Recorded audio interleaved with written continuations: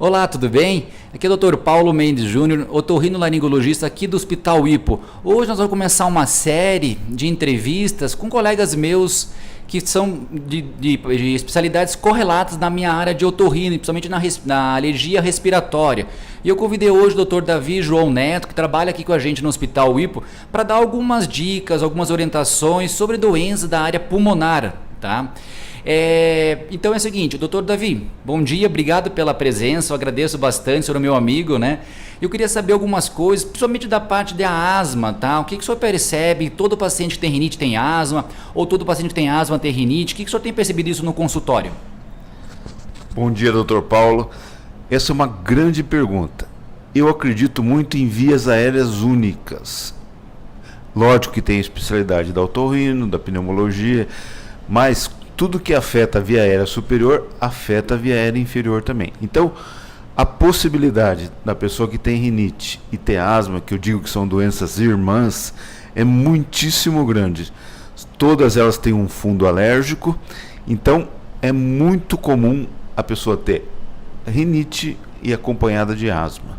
Às vezes sabe que tem rinite e não sabe que tem asma, e às vezes tem asma e não sabe que tem rinite e vem com aquelas perguntas sempre: ah, doutor, eu sempre tenho gripes frequentes. Vai ver, ele tem rinite. Ótimo.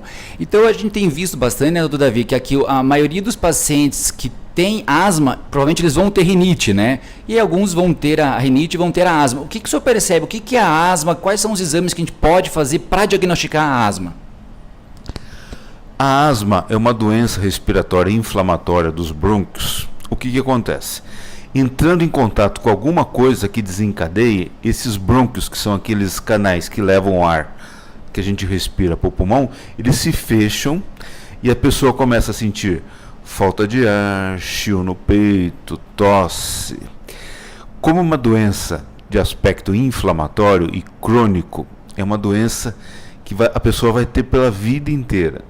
Geralmente, o que acontece? Começa na infância, tem uma boa melhora na adolescência, às vezes até suprime totalmente os sintomas e depois vai aparecer novamente na fase aguda, na fase adulta.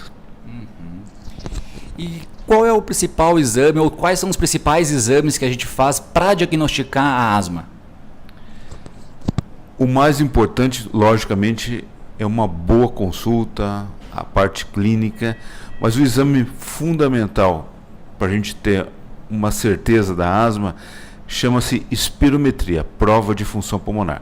Um examezinho extremamente fácil de fazer, muito tranquilo para as pessoas. Às vezes as pessoas ficam um pouquinho assustadas, mas é um exame inócuo, sem problema nenhum, e que dá o resultado na hora. Então, o exame que às vezes muitos médicos não costumam pedir, mas o pessoal da otorrino, que são muito parceiros e conhecem bem a fisiopatologia da doença, pede, e é uma coisa que vai ajudar muita gente que pensa que não tem asma e tem. Ótimo, realmente é um exame bem fácil de fazer, né? Qualquer pessoa de idade pode fazer. Geralmente o paciente faz em consultório, faz em 2 movimentos, né? Faz sem o aparelhinho, sem o uso de uma medicação, depois usa a medicação. Eu acho bem interessante mesmo que a gente consegue saber a capacidade pulmonar, quanto o paciente pode ter de dificuldade respiratória, né? O senhor atende pacientes acima de 12 anos, né? E o senhor vê essa asma mais em crianças mesmo, adolescentes ou idosos? O idoso também pode ter a asma também? Muitos idosos que vêm com tosse, com falta de ar, a gente faz a espirometria, tem asma. Mas eles falam: doutor, eu nunca tive asma na minha vida. O que pode acontecer? A gente chama de asma tardia. Então, ele ficou silente a vida inteira e de uma certa idade ele começou a desenvolver. Por exemplo, nos últimos 3 anos dobrou a frota de veículos em Curitiba. Muita poluição, o clima está totalmente desregulado, então tudo isso favorece o aparecimento dos sintomas. Ótimo, ótimo. E outra coisa, o tratamento, como que é o tratamento? O tratamento é medicação pela boca, via oral, comprimidinho, xaropes, ou usar daquelas inalações, ou então aquelas bombinhas? O que o senhor geralmente recomenda para cada paciente?